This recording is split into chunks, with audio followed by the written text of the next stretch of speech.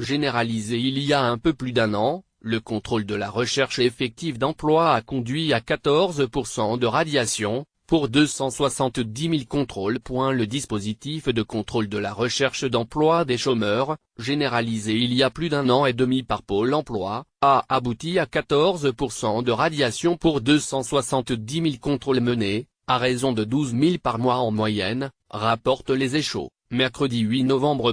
Le quotidien précise que 86% des personnes contrôlées ont démontré qu'elles remplissaient bien leurs obligations. Et sur les 14% radiés in fine, seuls 40% étaient indemnisés par l'UNEDIC, les autres soit relevant du régime de solidarité 23%, soit ne touchant plus rien 36%. Dispositif approuvé en mai 2015. Le conseil d'administration de Pôle emploi avait approuvé en mai 2015 la généralisation de ces équipes de contrôle de la recherche d'emploi des chômeurs, prévoyant d'y affecter 200 postes en équivalent temps plein net. Le dispositif généralisé plusieurs mois plus tard à tout le territoire était présenté comme devant permettre de redynamiser les demandeurs d'emploi et d'identifier ceux qui ont besoin d'un accompagnement plus soutenu. Dans le détail, sur 100 personnes contrôlées, 11 ont retrouvé un emploi pendant le contrôle ou n'étaient plus soumises à obligation de recherche, en cas de formation par exemple, et 55 ont démontré qu'elles étaient bien dans les règles après une simple vérification administrative.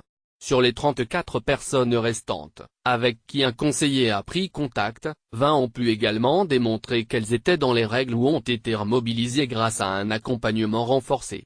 Restaient donc 14 personnes radiées, pour lesquelles les droits ont été suspendus pendant 15 jours, conformément à la loi.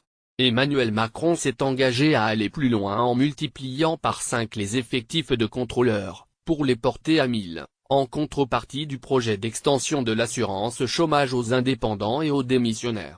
Il faut qu'on s'assure qu'ils recherchent bien de manière active un emploi, il faut vérifier les efforts qui sont faits, et vérifier que ce n'est pas un multirécidiviste du refus, a-t-il dit lors d'un entretien diffusé par TF1 et LCI.